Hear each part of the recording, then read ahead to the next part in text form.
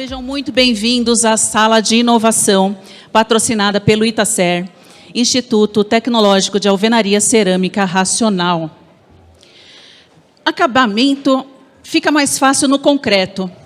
Será? Mito ou verdade? Blocos cerâmicos oferecem superioridade no desempenho térmico. Será? Será que isso é verdade? Cerâmica quebra mais em obra e no transporte. Quem acredita nisso, levanta a mão. Ninguém? Construção no concreto, mais economia. Será que isso é verdade? Eu gostaria de convidar aqui no palco alguns palestrantes para falar um pouquinho sobre como a inovação de tecnologia digital está impactando as normas brasileiras e transformando a construção civil no país. Um assunto polêmico. Eu gostaria de convidar aqui Dionísio Clavdianos, engenheiro civil.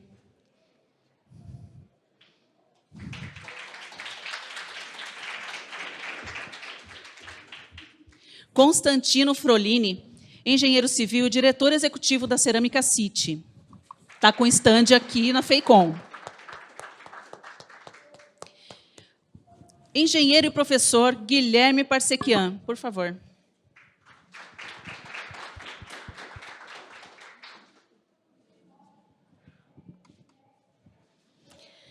Doutora em materiais e superintendente do CCB, Ana Paula Margarido.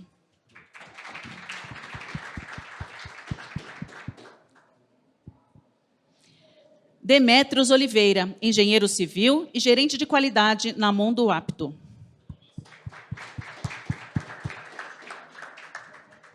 E o nosso moderador, Valêncio Garcia, engenheiro e mestre em computação e diretor da W Connect.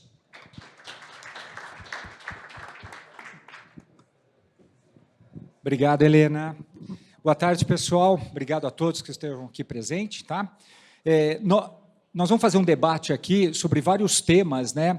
E esses temas, eles são consequência de uma pesquisa que nós fizemos para tirar dúvidas do segmento de construção. Então, nós gostaríamos que vocês aproveitassem muito, está tudo sendo filmado, e nós tornaremos público, já pedimos o consentimento a todos aqui presentes, e nós disponibilizaremos isso nos mecanismos digitais, ok?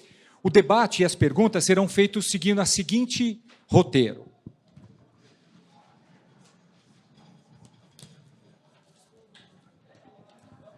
Nós teremos perguntas falando de desempenho, qualidade e normas técnicas.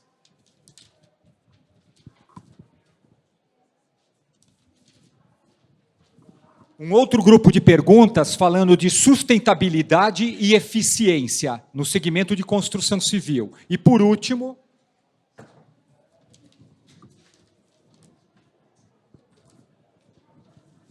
inovação, integração com outros sistemas. Então, vamos começar já com uma pergunta bem polêmica, pessoal. Eu já separei uma aqui.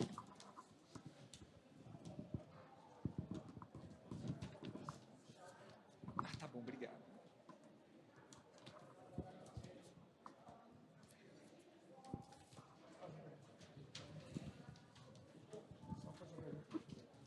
Antes de fazer a pergunta, eu já gostaria de direcioná-la principalmente para os engenheiros que nós temos aqui. Tá? Então, vou começar provocando a doutora Ana, o Constantino e o Guilherme. Parabéns pela palestra, Guilherme, gostei muito. O Guilherme também é professor, pessoal, nos acrescentou muito. Recentemente, um prédio desabou e era construído de blocos cerâmicos aqui em São Paulo. O bloco cerâmico é regulamentado por norma técnica? Eu gostaria que vocês respondessem. Continuando a pergunta, pode-se usar blocos cerâmicos para alvenaria estrutural? Quem assistiu à palestra do Guilherme sabe bem. Agora, se pode, por que o prédio caiu? A cerâmica não prestava, o projeto não prestava, então eu gostaria que vocês começassem a falando sobre esse acidente que aconteceu aqui em São Paulo e podem ter outros espalhados pelo Brasil inteiro. Quer começar por você, Guilherme, por favor? Bom, boa noite, boa tarde, né? Obrigado pela pergunta. A gente não participou da análise, né? A gente até assistiu um vídeo do prédio ruindo. Ele rui vertical. Então, ali é falha de resistência à compressão. Também, assim, não posso comentar, dar um parecer, mas o que eu ouvi é que aquele edifício tinha sido projetado para 3 pavimentos, já estava no 7º. Então, claramente, ali faltou as duas coisas. Muito provavelmente faltou um projeto, né, e faltou... O projeto era de 3, foi para 7 andares, né? Então, estava assim, já muito acima do coeficiente de segurança e provavelmente o bloco não tinha qualidade. Nós temos aí centenas, milhares, eu ia falar centenas de milhares, talvez chegue nisso, de construções em alvenaria estrutural, todas elas que são feitas com normas, que os produtos atendem normas, que o projeto atende norma, não tem nenhum caso de ruína. Então, certamente foi falha ou do material fraco, ou do projeto inadequado, ou do uso do projeto inadequado. Ele foi projetado para 3, já estava no 7º andar. Contra a estupidez humana, não tem projeto que sobreviva, Guilherme? Eu não sei o que aconteceu ali especificamente. Mas tudo leva a crer. Mas, assim, o que eu posso dizer é que aquilo não seguiu os padrões de norma, senão não aconteceria. Você gostaria de complementar? Doutora Ana, fiquem à vontade, tá bom? O que a gente levou... Bom, primeira coisa, só fazer uma errata. Eu sou arquiteto. Então, acho que eu sou o único arquiteto daqui, né? Apesar de todo mundo falar que eu sou engenheira, porque eu fiz engenharia mecânica também. Então é engenheiro. É por isso. Então... Vamos lá. Bom, mas com relação... O que a gente levantou com relação a esse edifício, quando ele caiu, eu estava com um cliente com um problema que eu tive que fazer um laudo, relatório, alvenaria estrutural, e eu estava morrendo de medo que o cara fez um monte de besteira na execução. E não foi na alvenaria estrutural, foi na estrutura de concreto armado, de embasamento, de subsolo e pavimento térreo. Quando caiu, cara, eu fiquei morrendo de medo. Eu fui atrás das informações. As informações que a gente levantou, primeira, que vocês falaram muito bem, o projeto estava para 3 pavimentos, ele estava do 7º para o 8º, daí foi embargado. Era cerâmico, bloco cerâmico, só que, o que a gente descobriu? Que não era bloco estrutural. Ele pegou o bloco de vedação, furo na horizontal, e assentou ele na vertical, usou como se fosse estrutural.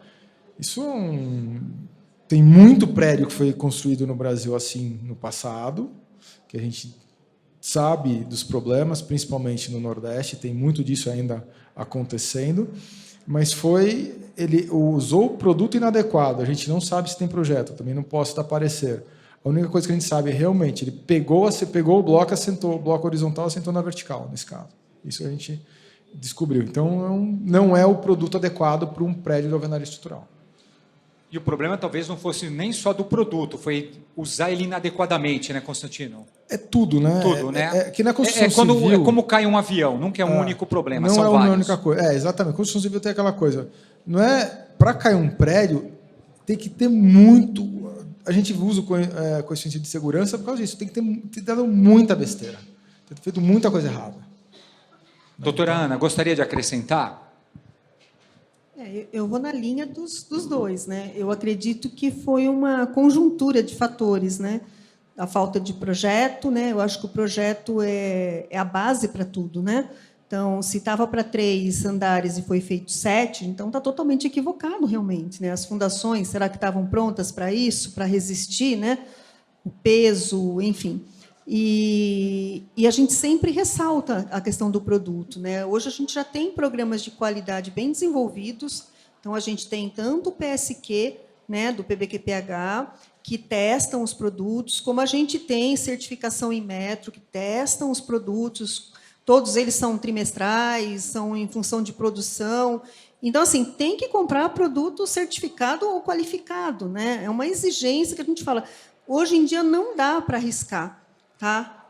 Não dá para arriscar. Então, precisa levar em consideração, na hora do projeto, já eleger produtos que você sabe que estão em conformidade, né? E se é com cunho estrutural, tem que ser um bloco cerâmico estrutural, né? Com essas características e com a resistência, né? A resistência adequada de acordo com a altura e as cargas, né? Tá?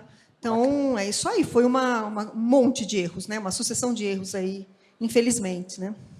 Okay? Obrigado. Então, pessoal, uma outra coisa. Ao final, nós vamos deixar uns 10 minutinhos. Se vocês quiserem fazer algumas perguntas, vocês podem anotar, nós abriremos para perguntas para vocês. Tá? Agora, entrando no segmento de... você quer complementar, Demetrios? Por favor, fica à vontade. Só para explicar um pouco também sobre o controle. Eu acho que é importante a gente falar... numa obra de alvenaria estrutural, existe uma série de normas que devem ser seguidas e que provavelmente não foram, porque senão não tinha acontecido isso. Primeiramente, né, você tem, além do bloco, você tem o grout que vai dentro do bloco, você tem a laje de concreto, você tem o módulo de deformação da estrutura, que você tem que estar ciente daquilo, e daí tem as questões das cargas. Mas uma norma, se você for seguir, você tem que fazer uma pré-caracterização do sistema construtivo. Então, 3 meses antes, você tem que separar todas as resistências de bloco, toda a argamassa, que a cada 2 pavimentos você muda. Então, alvenaria estrutural, você começa... Geralmente, tá? Tem gente que está fazendo com 4 agora, né? Mudou. Tem bastante coisa diferente. Mas, assim, vamos supor que você tenha a resistência mudando a cada 2 pavimentos. Você tem que fazer previamente todos os ensaios antes de começar a obra. Então, você pede todas as resistências de todos os pavimentos, todas as resistências de argamassa e todas as resistências de grout. Aí você tem que fazer prisma oco, cheio, mandar todas as argamassas para ensaiar de todas as resistências. É como se você fizesse a receita do bolo previamente, para saber se vai atender. Se der baixa resistência, você tem que entrar em contato com o projetista, ele vai trabalhar em cima daqueles ensaios e vai ter que fazer a adaptação do projeto, garantindo aquelas resistências passando. Então, vamos supor, às vezes você mistura a resistência de um bloco argamassa e o grout e não dá resistência de prisma oco ou prisma cheio, né? Quando você tem essa situação, você tem que mudar. Então, você tem que fazer isso antes. Acertou, aí você começa a construir e depois na construção você não pode mudar os fornecedores. Se você mudar, você tem que refazer o ensaio. Então, tanto de bloco, quanto de argamassa, quanto do grout, tá? Então, eu acho que isso é importante e, com certeza, esses critérios não foram atendidos nessa situação, tá? Perfeito. Bom, já que você está com a voz, eu queria passar para você e para o Dionísio uma pergunta agora referente a ESG, né? Já que a gente tocou nesse assunto de ESG durante as palestras aqui, como que o sistema construtivo cerâmico entra nesse aspecto de ESG, começando por ti, passando por Dionísio, e depois todos fiquem à vontade de questionar isso daí também. Como é que você vê o sistema construtivo cerâmico dentro desse mundo ESG que se fala muito, mas existe muito greenwashing, né? E aí, sem greenwashing aqui, queria comprometido com números, né? Não com marketing, né? Porque marketing por marketing, todo mundo aqui é engenheiro, acho que não é nossa especialidade. Eu vou falar da produção, né? Os meninos aí, sabe, na parte de fabricação tem experientes aí, né, no mercado, mas basicamente assim, hoje o que eu vejo assim, uma evolução muito grande, e aí você vê construtoras que tem e não tem. É um projeto de produção, né? Então é o projeto que vem a modulação da alvenaria, especifica cada tipo de bloco que você tem que usar, quais os tamanhos, é como se fosse um Lego, é um projeto de Lego, a gente considerando toda a família de bloco, né, que está disponível e você executar aquela parede no vão que é necessário. E isso você reduz drasticamente a questão de resíduos dentro do canteiro, né? Então, se você compara, recentemente a gente fez um projeto de alvenaria de vidração e a construtora não tinha.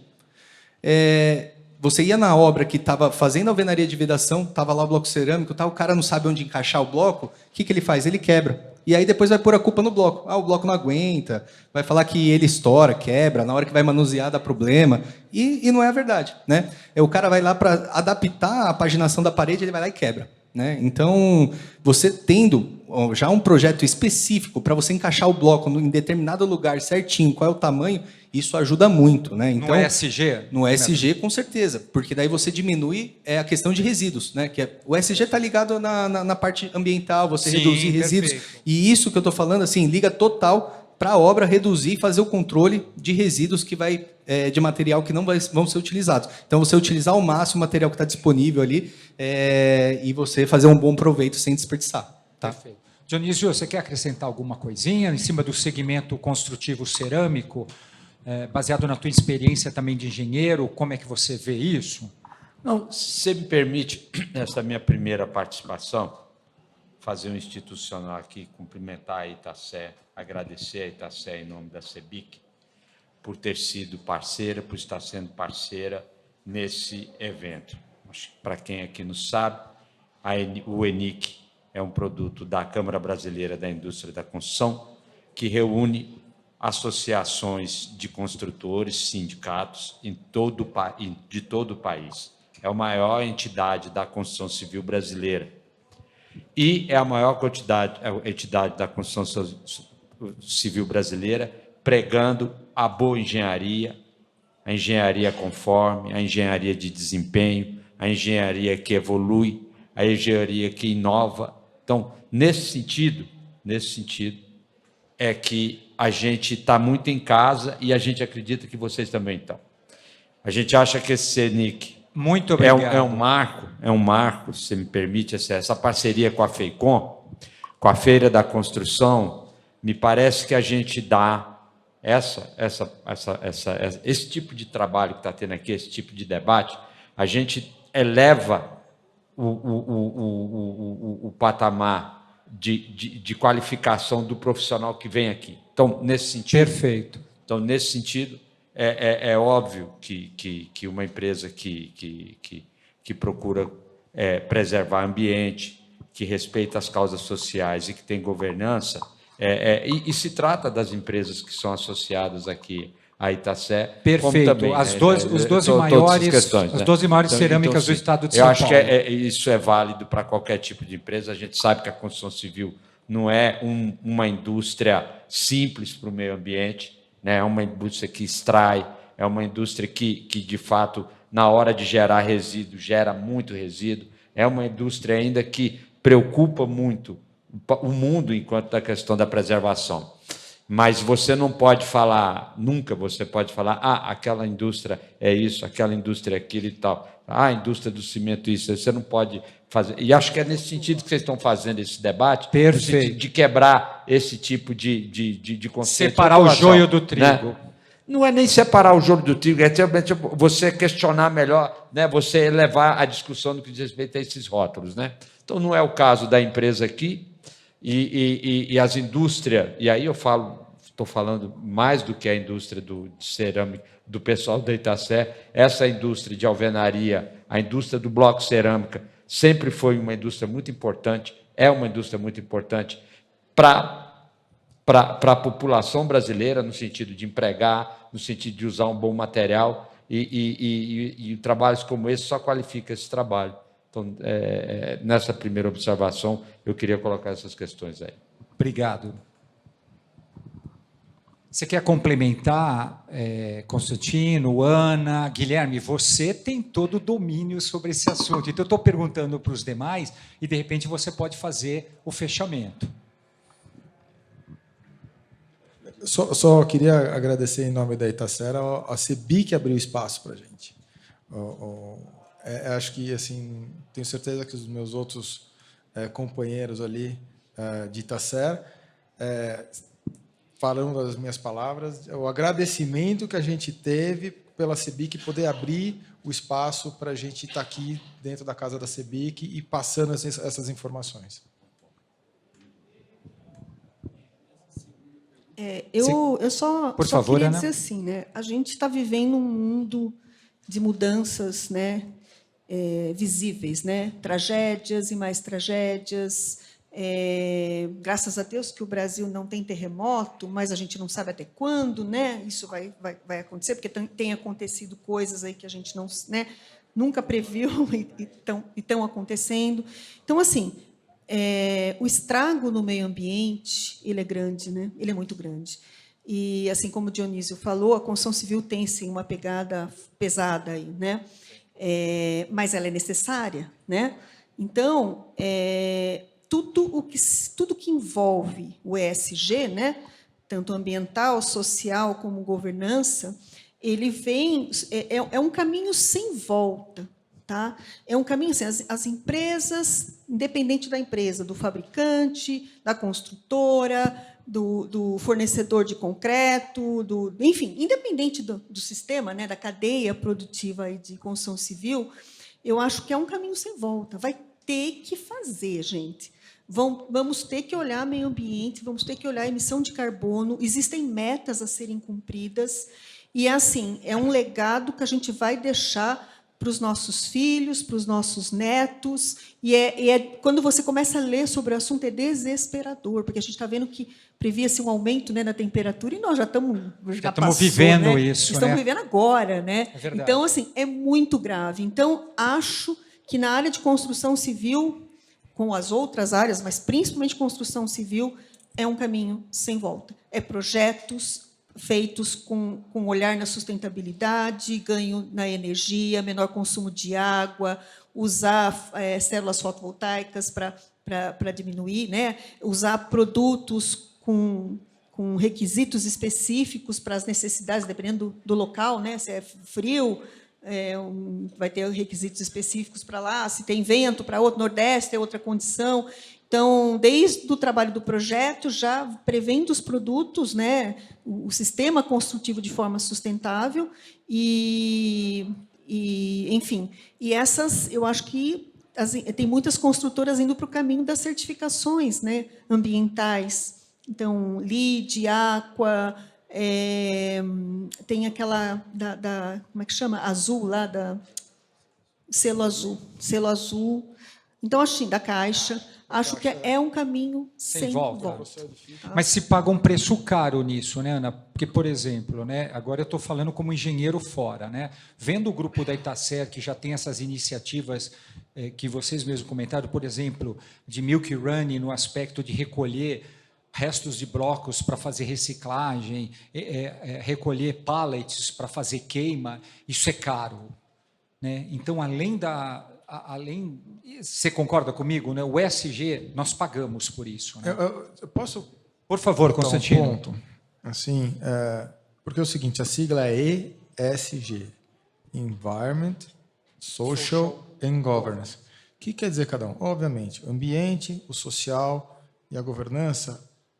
Eu acho que essa sigla deveria ser G, aí independentemente se é S, se é E, tanto faz. Por quê? G. A governança, a gente começa todo o processo que a gente fazer, a gente tem que saber o processo dele, metrificar ele e saber o parâmetro que eu estou agora para saber se eu consigo fazer uma melhoria ou não. Então, o G, ao meu ver, é o mais importante, porque sem a governança eu não consigo atuar nem no social, nem no meio ambiente. Concordo. Então, concordo. Não, concordo. E esse é um ponto que o brasileiro, culturalmente falando, é um ponto falho do brasileiro, porque a gente é meio... Como empresa, você está dizendo? Como empresa... Não, como até como pessoa mesmo. A gente é meio do samba do crioulo doido. Então, é aquela, tipo... eu corto a faixa para passar, eu paro em cima da faixa de pedestre, tudo isso é falta de respeito para com o próximo. Jogo papel no lixo, não jogo papel no lixo, jogo no chão. Então, tudo isso é uma questão cultural que reflete na governança tanto do nosso país quanto nas nossas empresas, dentro da nossa casa. Então, a gente vai ter que fazer uma mudança de mentalidade, eu entendo, e isso começa na nossa casa, para realmente a gente conseguir atender os critérios ESG de verdade, não o greenwash que a gente vê por aí. Então, tem que ter uma mentalidade anterior para conseguir atender a qualquer critério que seja de ESG. Processo de educação, né, Com? Mas aqui eu já quero emendar na terceira pergunta, tá? Essa terceira pergunta foi feita por engenheiros, Guilherme, não teve nada a ver com a tua palestra, mas novamente tem a ver, tá? Com esses quesitos de aquecimento global cada vez maior, né? Inclusive vou dar um dado para vocês. Hoje os apartamentos mais procurados são apartamentos que tenham condição de ter ar-condicionado aqui no estado de São Paulo, coisa que não existe, né? Eu vou dar um exemplo. Eu moro em São Caetano, pessoal. Até 15 anos atrás, os prédios em São Caetano não tinham infraestrutura para ar-condicionado, porque não precisava. Eu moro lá já há 26 anos, não precisava, e agora precisa. Então, as coisas estão mudando. Então, como que o sistema construtivo cerâmico fica dentro desse quesito a todos vocês? Guilherme, pode começar com você. Atende critérios de vedação, de corta-fogo, de aquecimento, aconchego térmico.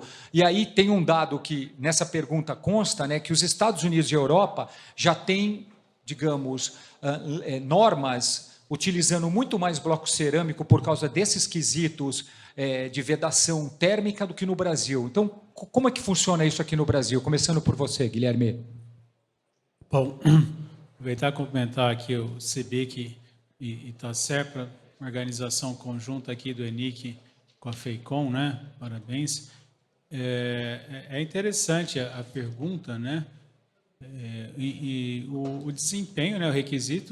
O desempenho tem a ver com requisito, né? Então, as nossas alvenarias, os nossos blocos cerâmicos, eles atendem, eventualmente com alguma necessidade de revestimento ou não, aos nossos requisitos de conforto térmico, de conforto... Mas, Guilherme, deixa eu te provocar. Quando você fala atende, como engenheiro, eu sei o que você está dizendo. Mas eu quero entender, assim, custo-benefício, qual seria o sistema construtivo mais adequado para esse quesito, por exemplo, térmico, em relação a todos os outros sistemas construtivos? Porque senão a gente fica em cima do muro. Eu preciso tirar você de cima do muro.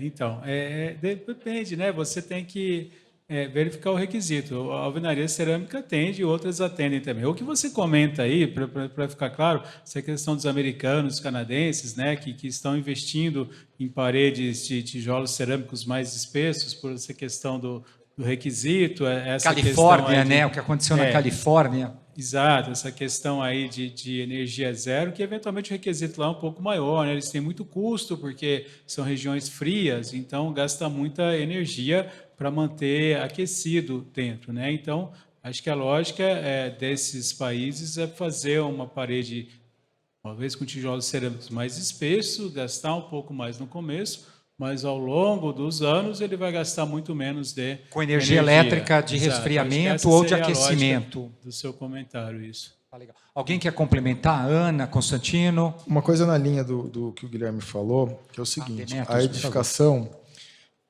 ela tem um custo de projeto, execução, deixar ela pronta para uso, construção e deixar ela pronta para uso, e outro custo de manutenção, que é a vida útil que o usuário, a gente fala usuário, mas a pessoa que estará lá vai utilizar aquela edificação.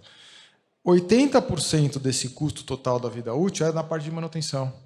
A construção ali, todo o resto, fica em torno ali de 10, 15, máximo 20, dependendo do nível. Eu entendo o seguinte, que são questões mercadológicas. Se o cara vai construir para vender e não vai fazer a manutenção desse prédio ao longo da vida, ele vai ter que tentar fazer o custo mais baixo de construção para ele ter um ganho maior, já que a manutenção... Mas o bloco cerâmico inibiria isso? É uma pergunta que eu estou fazendo que me gerou dúvida agora. Não, porque é o seguinte, a manutenção com uma alvenaria de bloco cerâmico, bom bloco cerâmico e bem conformada, o custo dela de manutenção é muito mais baixo, porque o teu custo de energia elétrica para esquentar ou esfriar o ambiente... É mais ESG. Ele é mais ESG. Entendeu? É por causa, mas não é... Eu estou falando por causa... Não, porque tem ensaios que comprovam isso e é tudo documentado.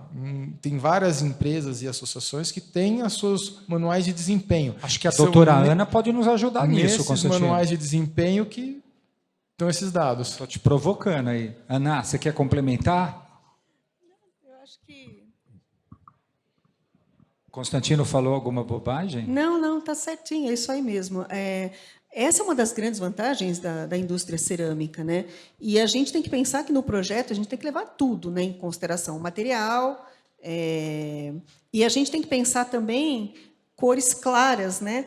Para o lado de fora, onde você tem insolação, você tem que pintar de branco, ou por cerâmica branca, o mais claro possível, que também é um argumento, né, na reflexão para você diminuir aí o aquecimento, né? Então, tem muitas ferramentas que a gente pode usar em um projeto para isso unificar, né, a vantagem do bloco cerâmico com outros tipos de materiais para você, em conjunto, aumentar ainda mais essa condição térmica favorável, né? Porque a gente até vê assim, eu até brinco lá que em Santa Gertrudes tem um... Desculpa, mas eu não entendi. É o quê, doutora Ana?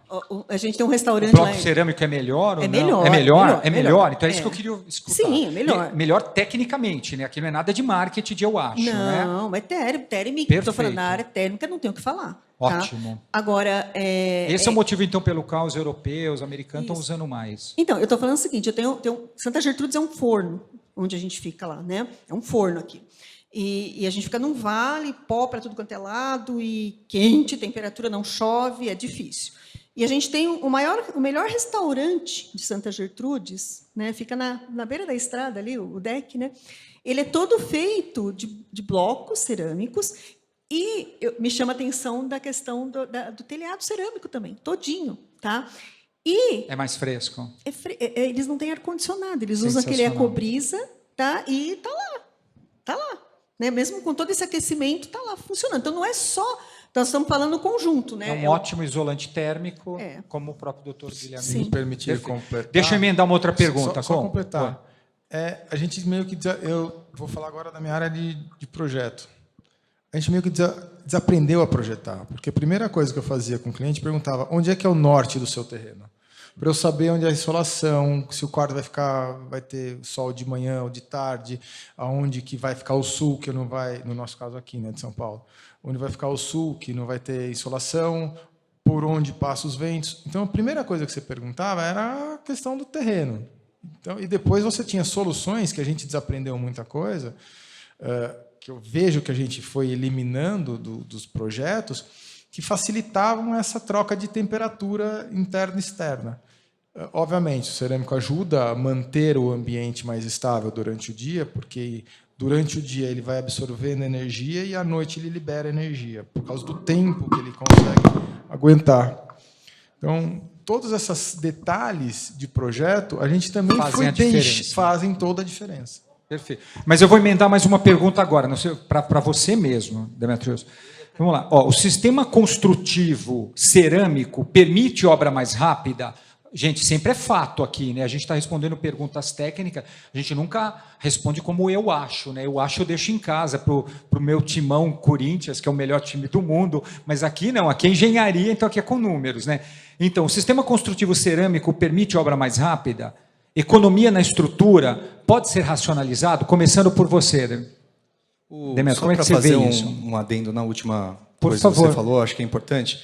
Hoje, quando você inicia um projeto, você compra um terreno e você já tem a perspectiva do empreendimento que você vai fazer, você contrata um laboratório de térmico, né, para fazer a simulação e aí entra no que o Constantino falou.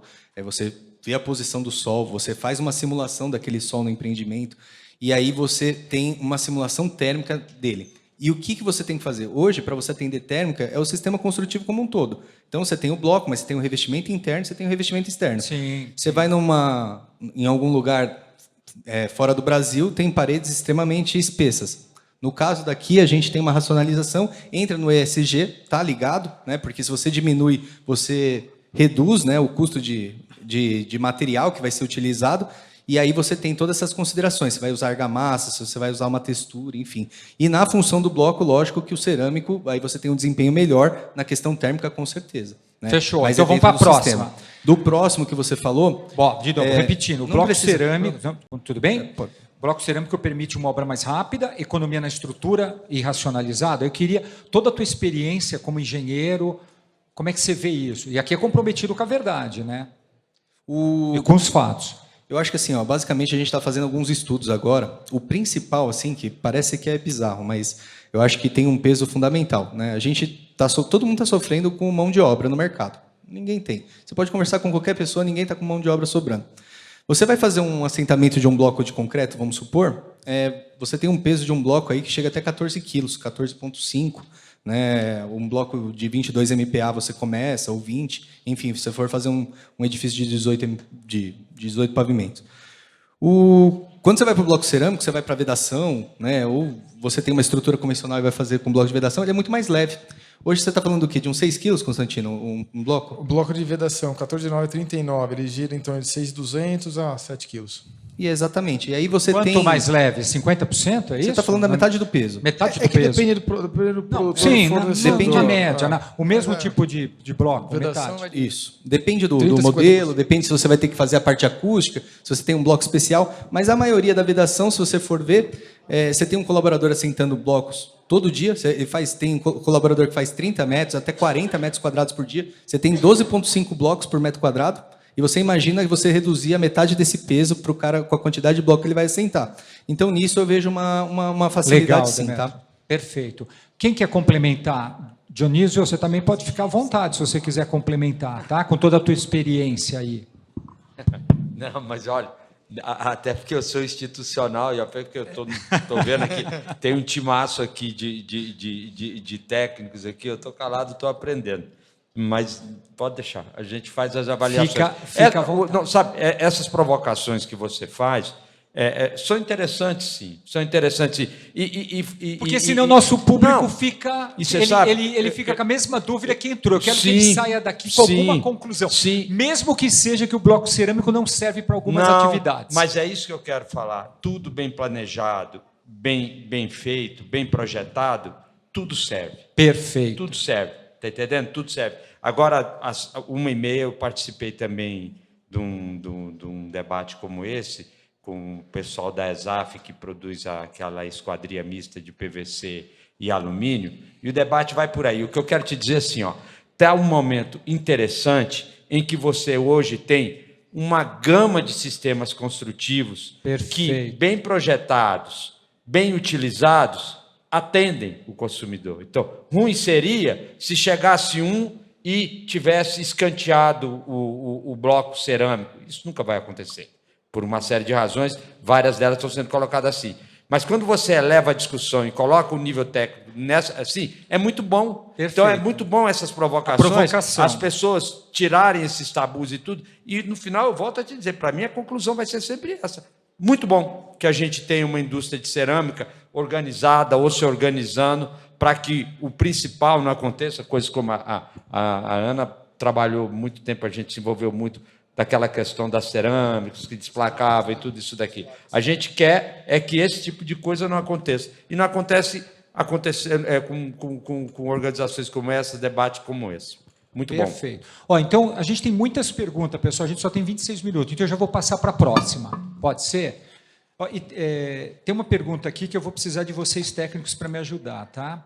Projetos com modulação BIM, BIM, já são uma realidade no Brasil.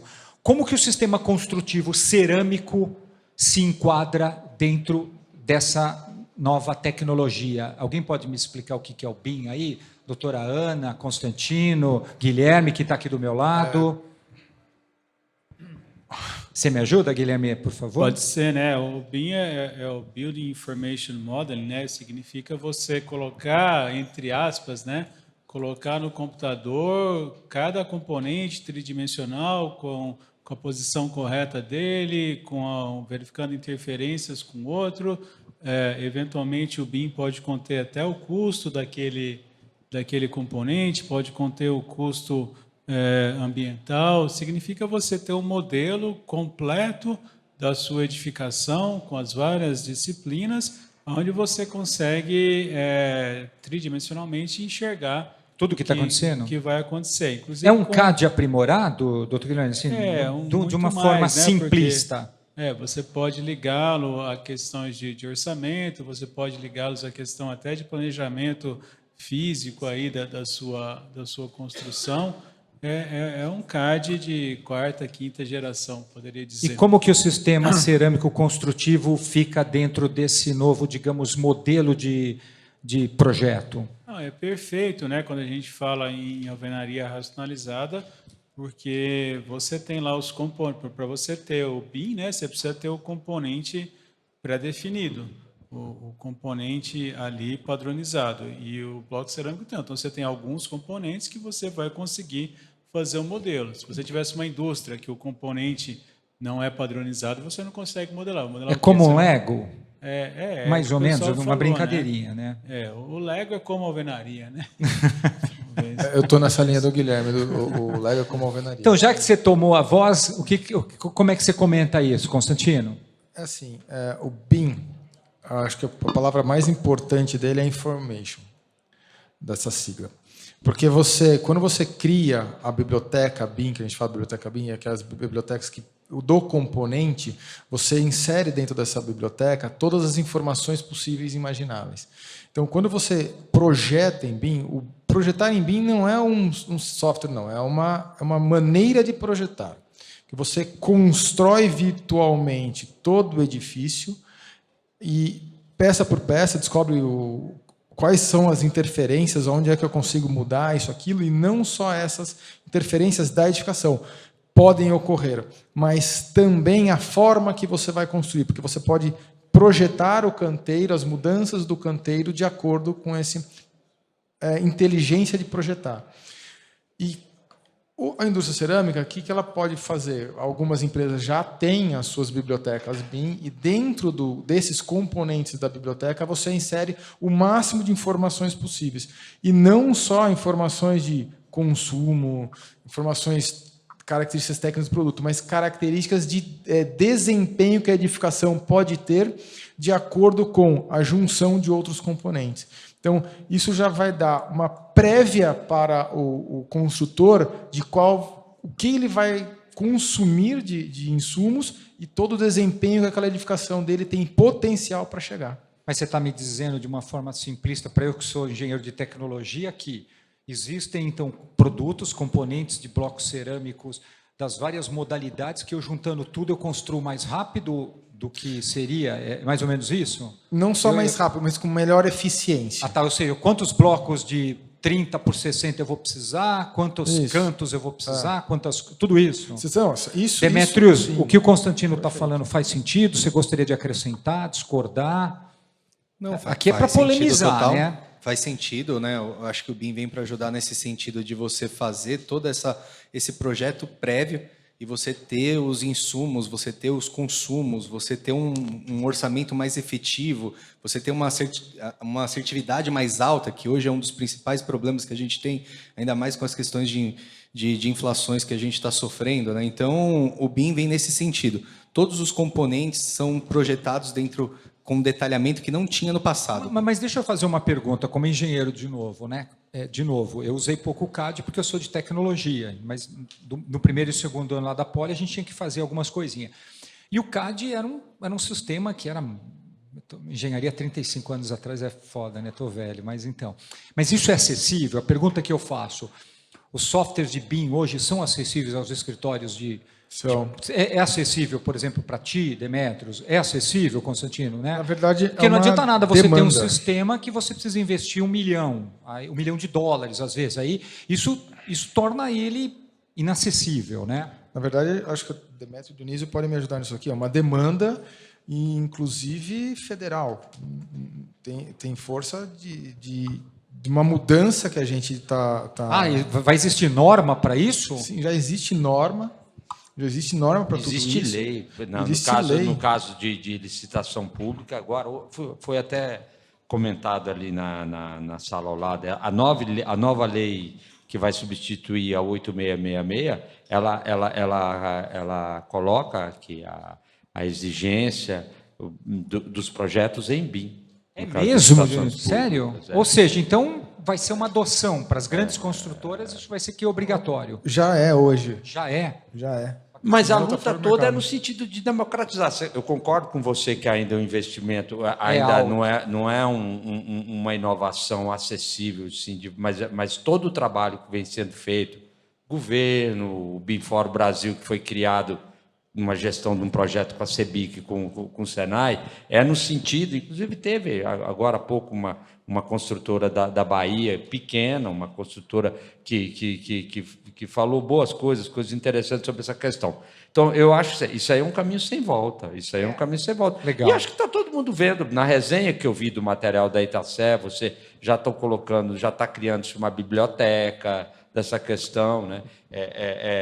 Talvez hoje a importância que se dê, o impacto que tem é bem maior do que a gente conversa, do que a gente vê na realidade. Mas isso é um caminho, no meu entender, é mais complexo, exige mais aculturamento, existe mais... Mas é algo que veio para ficar. Veio para ficar, Dionísio.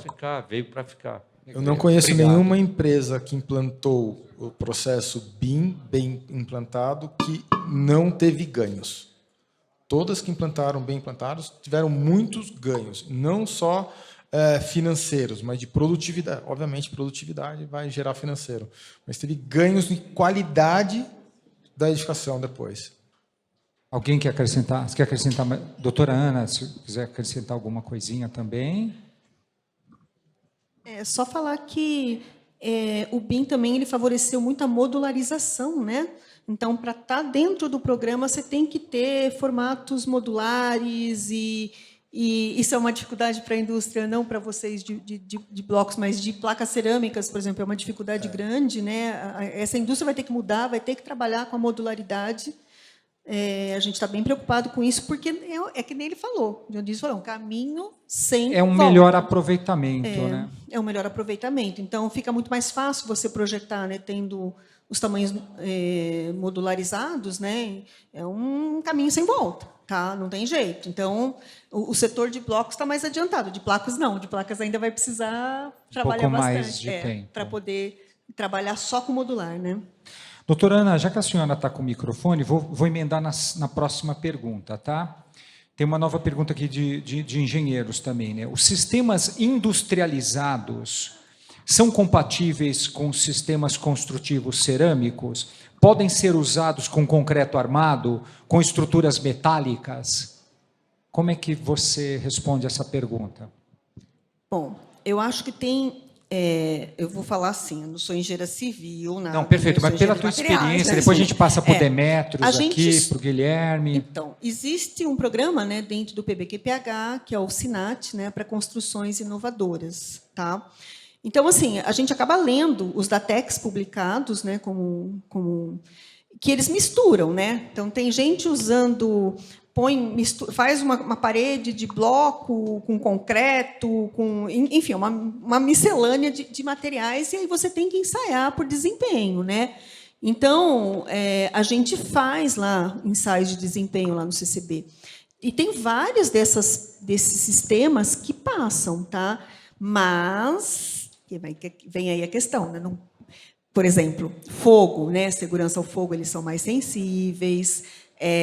Tem algumas características que nem sempre, né, não digo com cerâmica, quando os módulos mais leves, né, as paredes mais leves, elas têm algumas não passam em todos os requisitos, depende muito para o que você vai usar. Mas, quando envolve bloco, tudo que a gente já fez lá dentro do CCB em estudos de desempenho, a gente teve bons resultados, tá? Mas eu estou trabalhando, né, mais nessa linha dos sistemas inovadores dentro do PBQPH. Perfeito. Então, é uma dificuldade, Guilherme, né? você gostaria de acrescentar alguma coisa? Na tua apresentação eu vi que você comentou de alguns sistemas híbridos também. Como é que você vê isso? Faz a parte de fogo. Viu, Valência? Só para completar aqui, Não. É uma dificuldade aqui brasileira, de maneira geral, a gente fazer os ensaios de fogo.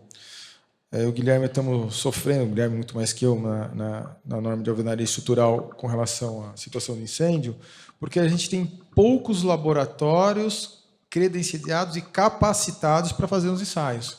Então, isso é uma dificuldade nacional. É uma das coisas que a gente batalha e briga para conseguir mais laboratórios credenciados para poder fazer alguns... E o principal é fogo, depois de fogo é acústico. No CCB, a gente tem vários ensaios de desempenho, né? Em vedações, sistemas de vedações verticais, sistemas de coberturas, mas a gente não tem ainda o forno. Estávamos até conversando nos bastidores, né? A gente está fazendo alguns projetos para pedir. Vocês não têm ainda, né? E vocês são um dos mais preparados. Então, né, mas você sabe que é o seguinte: São Paulo. a gente tem todo um laboratório acreditado pelo Inmetro, um baita laboratório, tá? Só que, assim, a gente não tem quase demanda, viu, por desempenho. O pessoal vai muito para o IPT, que tem fila de espera, às vezes, de meses, né? 6 meses e tal. O fogo está em 9 meses.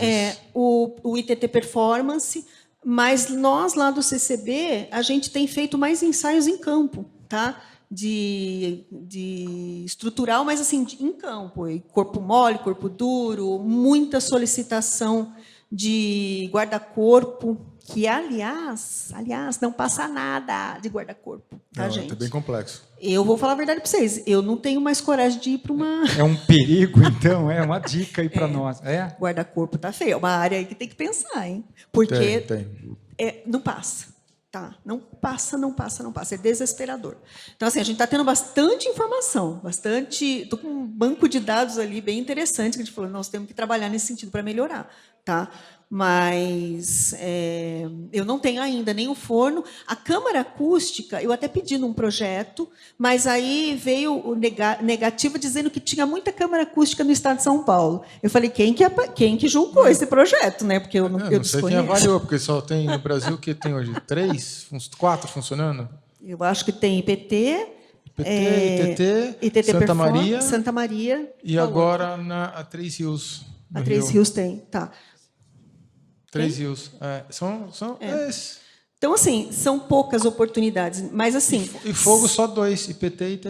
É uma resposta Tinha então, Ilha difícil Solteira de que dar, cancelaram. misturando sistemas diferentes, de dizer o que pode acontecer. Porque é o seguinte, são ensaios, são equipamentos caros, tá? Para você, uma câmara acústica não fica menos de R$1 milhão. Lá atrás, quando eu cotei, não sei, hoje deve estar mais ainda. Tá? Um forno também não acredito que seja muito menos que isso, não, para mais. Eu não sei se tem valor. Então, assim, e tem toda a infraestrutura que você tem que ter, né, por trás, para fazer as montagens, para colocar, espaço, gás, como ele né, a gente estava falando, precisa ter. Enfim, é complexo. Mas a gente pensa via projetos, né, de pesquisa com o FINEP, com o FAPESP, a gente está solicitando verbas para isso. Um ensaio desse, brincando, eu vou executar lá, um corpo de prova é 90 mil, brincando. Entendi. Então, mas assim, Guilherme, pela tua experiência, essa mistura de sistemas construtivos, como é que você vê isso para a gente fechar essa pergunta? Eu vou para a próxima. Tá, só um comentário. Eu acho que a infraestrutura, ainda mais com essa demanda toda, não é custo, né? É investimento. A gente precisa disso para desenvolver. Então, Concordo você está perdendo plenamente. dinheiro em não ter essa infraestrutura. Laboratórios, você está dizendo, né? Ter Sim, mais laboratórios. A gente está perdendo dinheiro. Isso não é custo. Concordo. Isso é perda. É perda de dinheiro, tá? Mas a gente tem uma dificuldade de entrar no segmento, né? A gente está lá com um baita laboratório, muitas vezes parado, tá? Tem fila de espera no outro e a gente parado lá, acreditado pelo Inmetro, mas eu não sei o que acontece. Mas não é falta de conhecimento isso, Ana, então, talvez? não sei, né? A gente está fazendo divulgação. A gente tem muita demanda para ensaios em campo, tá? Acústica em campo, como eu te falei, estanqueidade em campo, guarda-corpo, mas assim, perto do que eu imaginaria, né? Estamos dentro do interior de São Paulo, uma região que tem muita cobra, né? E a gente não vê demanda, tá? Bem baixa mesmo. Ô, Paula, CCB é Centro da Construção do Brasil? A gente vai virar. Isso é uma polêmica, tá? Vocês viram que eu já tirei o Centro Cerâmico do Brasil da sigla. Tá só CCB, porque, até, Dionísio, era legal você ir visitar. Nós estamos virando um laboratório de materiais de construção e sistemas construtivos bem grande, tá? Bem grande, com tudo acreditado. É bem bacana, vale assim, para quem quiser conhecer. Deixa eu responder, virou Centro da Construção, né? Deixa eu responder a sua pergunta sobre sistemas híbridos. Sim, é uma solução. Às vezes você tem algum tipo de sistema, madeira, por exemplo, que é eficiente para perfis pequenos, para compressão. Eventualmente você coloca uma parte do edifício com paredes de alvenaria para ter o travamento, para a força lateral. Isso é muito comum fora daqui, né? É muito comum aqui também. A gente, cada vez mais, por exemplo, vê construções em madeira, né? Edifícios mais altos, e mesmo no Brasil a gente tem já alguns casos em que um núcleo foi feito em alvenaria para garantir a estabilidade. Um exemplo. Perfeito. Demetrios, essa pergunta é para você, porque ela já foi respondida de certa forma aqui, tá? Mas existe uma pergunta aqui dizendo assim, olha, o bloco de concreto é aproximadamente o dobro do peso de um bloco cerâmico. Isso significa que ele é o dobro mais resistente que um bloco cerâmico? Ou seja, o bloco cerâmico é muito mais frágil numa construção? Começando por você. Os dois sistemas, tanto de bloco de concreto quanto cerâmico, têm resistências, né, e têm processos construtivos para atender aquelas resistências, né. Eu acho que um exemplo claro, a gente vê muito prédio de alvenaria estrutural, que eu acho que é 70% dos edifícios são em bloco de concreto. 70% do sistema construtivo comparado com estrutura convencional versus alvenaria estrutural, 70% das obras são em alvenaria estrutural.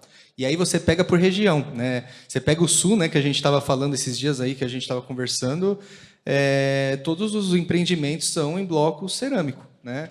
E lá tem uma questão térmica assim absurda, né? Lá tem condensação dentro do apartamento, as paredes soam, né? Escorrem água, né?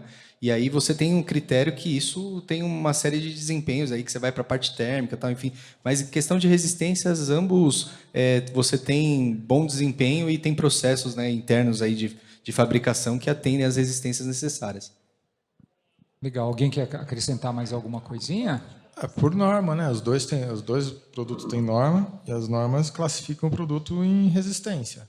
Né? O bloco de concreto... Mas um é o dobro do peso do outro, ou seja, o Mas dobro da isso é informação massa, do e produto. mesmo assim a resistência não é tão superior. Não, porque, assim, vamos lá. O cerâmico, o processo produtivo do cerâmico, ele vai se sintetizar a argila com adição de calor, depois ele muda de estado e ele vai ganhar todas as características de uma cerâmica com essa sinterização. A Ana Paula pode falar muito melhor que eu sobre isso. Só que o concreto, como que você consegue a resistência? A relação água-cimento e agregado. Então, você consegue acertar essa relação água-cimento agregado para dar a resistência que você quer. Tem que ser obviamente, o produtor de bloco de concreto não vai gastar muito nessa relação, vai fazer a relação melhor custo-benefício para que dê aquela resistência. Né? O cerâmico, a gente não tem esse controle de relação... Então, a gente basicamente só sabe a resistência do bloco depois que a gente ensaiou ele. A gente nunca vai ter uma prévia do quanto ele vai ter. E ele é muito mais leve. Ele é mais leve e uma resistência, às vezes, a gente classifica ele numa classe inferior, mesmo ele tendo uma resistência maior, tá? Por questões geométricas do produto. Então, um bloco cerâmico maciço, eu vou classificar ele a partir de 10 MPa. Então, é o S100, S120. Só que se eu tiver um bloco cerâmico de parede dupla vazada, que a gente chama, que aguenta 12, 14 MPa, eu só posso classificar ele até S80, porque, de acordo com a norma de alvenaria estrutural, para eu fazer a relação prisma-bloco, eu tenho que ter aquela conformação geométrica. Então, eu não classifico esse produto com a resistência real que ele tem. Ele tem, então, qualidade de resistência superior até aquela que você informa e vende. O que é Isso. ótimo. Vamos para mais uma pergunta, porque o tempo está acabando. Né? Aqui também existe uma pergunta bem técnica que eu gostaria da ajuda de vocês. Né? O sistema construtivo cerâmico, ele contribui com as ODs da ONU? Aí eu queria até entender o que são as ODs aí, Guilherme, Ana, vocês me ajudam? Pergunta feita por engenheiros de construtora. Tá.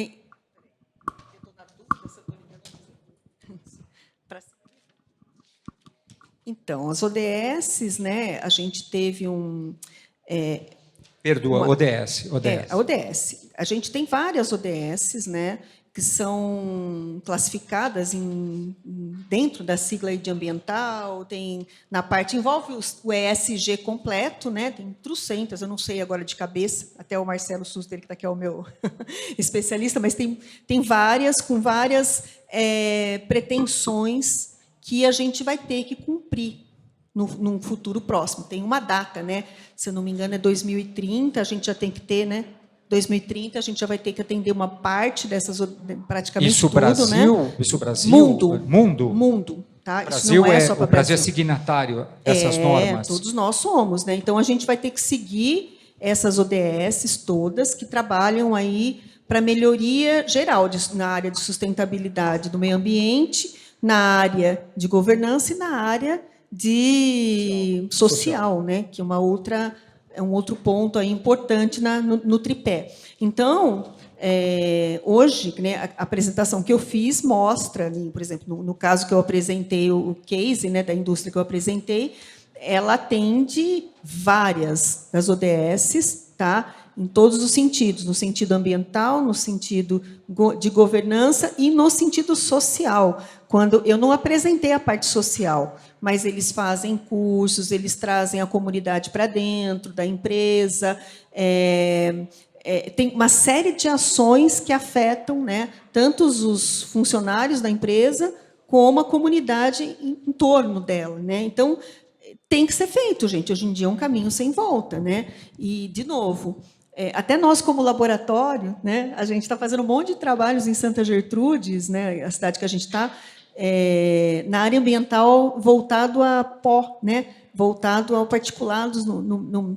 Que lá, você sabe, né, Santa Gertrudes é considerada uma das cidades mais poluídas do Brasil. Chega a ser do nível de Cubatão. Tá? Nossa, sério isso? Seríssimo, né? Isso. E a cidade, toda vez que começa a fazer calor, vai para a televisão e dá aquele, né? E nunca ninguém mediu exatamente o que acontece. o CCB está fazendo um baita de um trabalho desse de medição, tá? A gente vai medir várias regiões, a gente vai ter um estudo de dispersão atmosférica para posicionar os equipamentos, e vamos fazer pela primeira vez entender de onde está vindo esse pó todo, se é tudo da cerâmica, quanto que a rodovia contribui, porque tem isso também, né? Você tem contribuição de várias, ali você tem uma rodovia cortando no meio, uma rodovia gigante, né?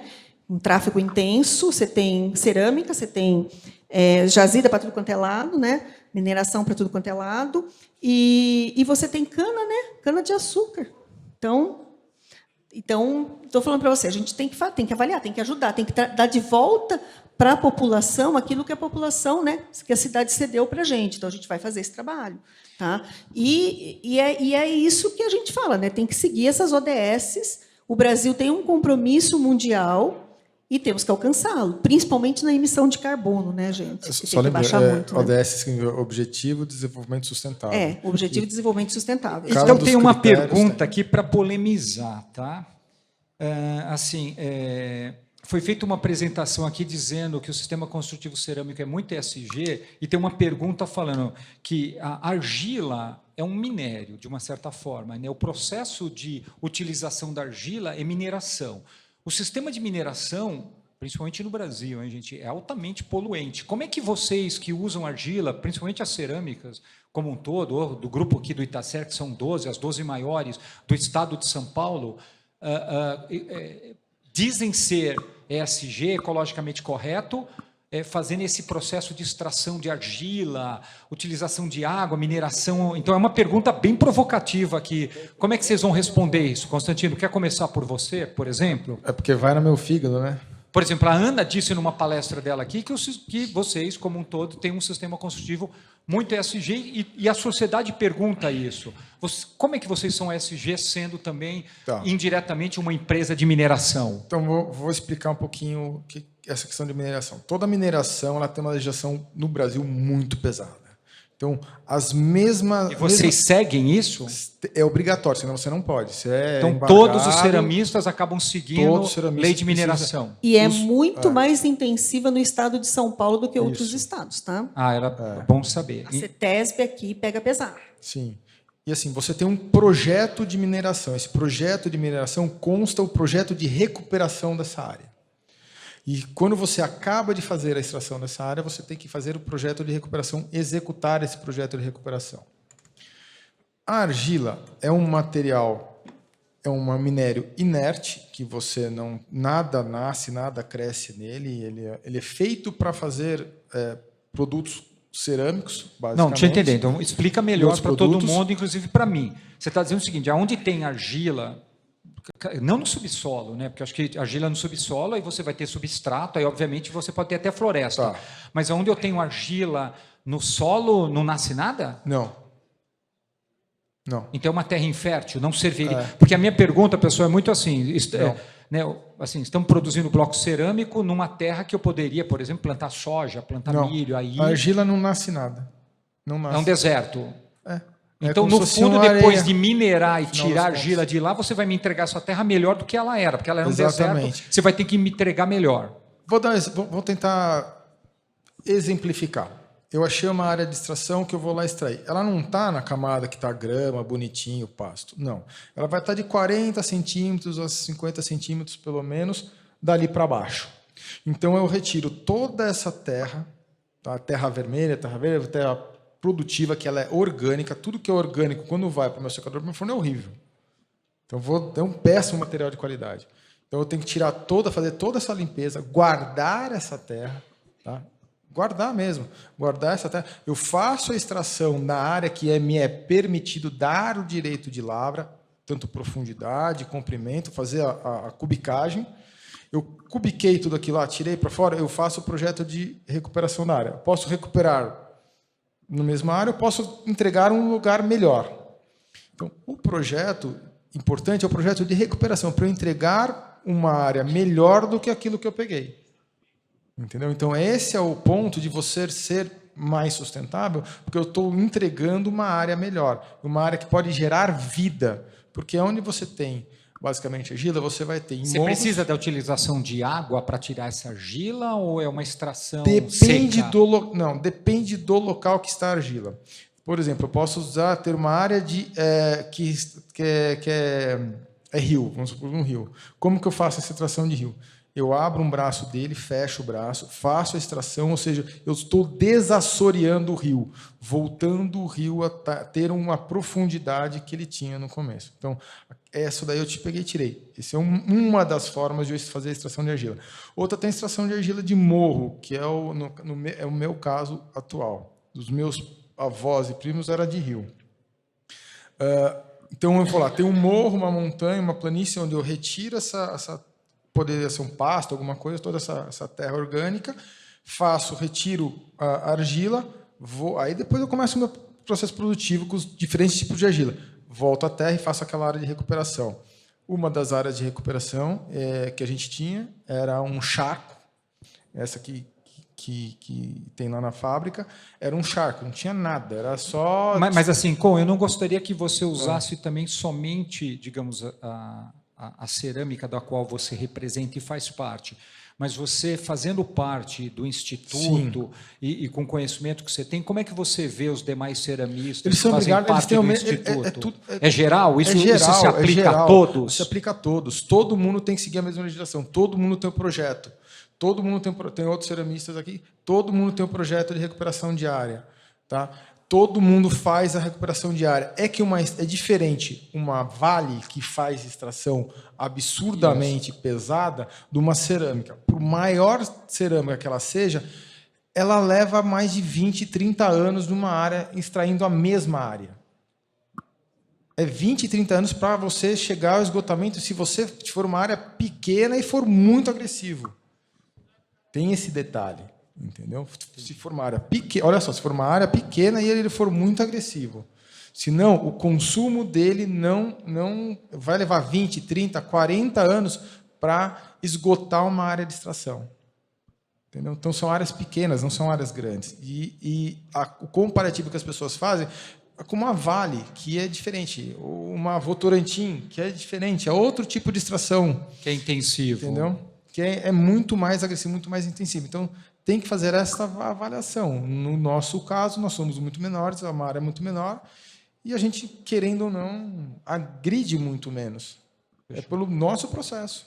Pessoal, estourou o nosso tempo. Eu queria agradecer demais a vocês e queria, de repente, fazer uma pergunta a todos. Vocês gostariam de fazer alguma pergunta a alguém presente aqui? Sintam à vontade, são pessoas especialistas. Sem perguntas? Então, eu queria agradecer demais, Guilherme, professor, obrigado pela tua presença, obrigado por todo o compartilhamento de conhecimento. Dionísio, obrigado pela tua presença, em nome da associação, do CEBIC, de todos. Constantino, obrigado como representante fundador da Itacer e cofundador, né, diretor executivo da CIT. Ana, obrigado com todo o teu conhecimento como doutora do CCB. Demétrios, obrigado como engenheiro, superintendente da Mundo Hábito. Gente, eu queria agradecer a todos, obrigado pela atenção de vocês. Como eu comentei anteriormente, né, nós filmamos tudo isso, deixaremos públicos e nos veremos no decorrer da semana com mais palestras. A Helena mesmo comentou, todo dia aqui nós quebraremos mitos. Mito ou verdade, nós teremos isso todos os dias. Fiquem à vontade para participar conosco. Uma boa noite, aproveitem, bom retorno, boa feira.